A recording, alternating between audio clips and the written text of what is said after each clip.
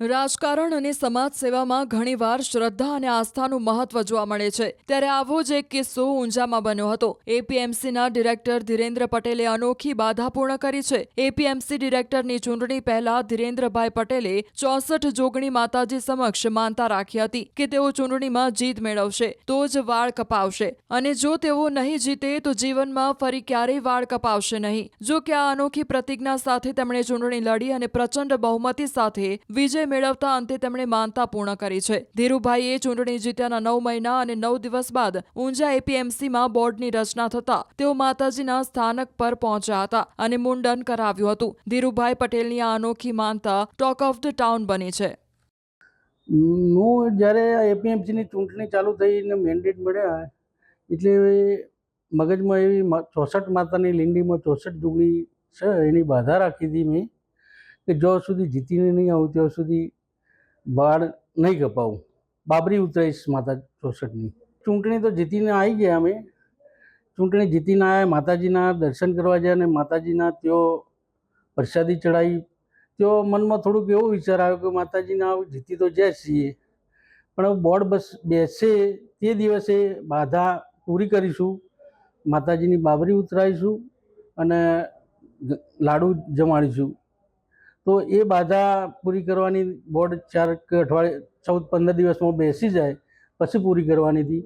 પરંતુ અમારું બોર્ડ થોડા કારણોસર 9 મહિનાને 9 દિવસે બેઠું, તો 9 મહિનાને 9 દિવસે મેં આ મારી બાબરી ઉતરાઈ અને માતાજીની શ્રદ્ધા અને બાધા પૂરી કરી.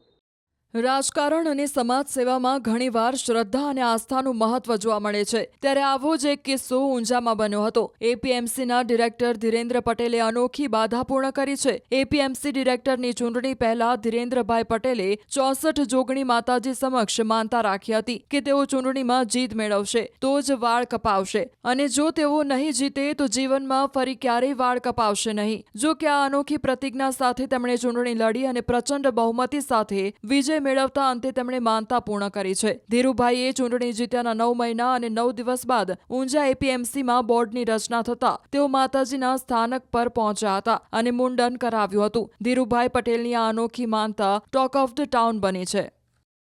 હું જ્યારે એપીએમસીની ચૂંટણી ચાલુ થઈ ને મેન્ડેટ મળ્યા એટલે મગજમાં એવી 64 માતાની લીંડીમાં 64 જોગણી છે એની બાધા રાખી હતી મેં કે જ્યાં સુધી જીતીને નહીં આવું ત્યાં સુધી વાળ નહીં કપાવું, બાબરી ઉતરાઈશ માતા 64ની. ચૂંટણી તો જીતીને આવી ગયા અમે. ચૂંટણી જીતીને આવ્યા, માતાજીના દર્શન કરવા ગયા અને માતાજીના ત્યાં પ્રસાદી ચડાવી. તો મનમાં થોડુંક એવો વિચાર આવ્યો કે માતાજીના જીતી તો જાય છીએ, પણ બોર્ડ બસ બેસે તે દિવસે બાધા પૂરી કરીશું, માતાજીની બાબરી ઉતરાવીશું અને લાડુ જમાડીશું. તો એ બાધા પૂરી કરવાની બોર્ડ 4 કે અઠવાડિયે 14-15 દિવસમાં બેસી જાય પછી પૂરી કરવાની હતી. પરંતુ અમારું બોર્ડ થોડા કારણોસર 9 મહિનાને 9 દિવસે બેઠું, તો 9 મહિનાને 9 દિવસે મેં આ મારી બાબરી ઉતરાઈ અને માતાજીની શ્રદ્ધા અને બાધા પૂરી કરી.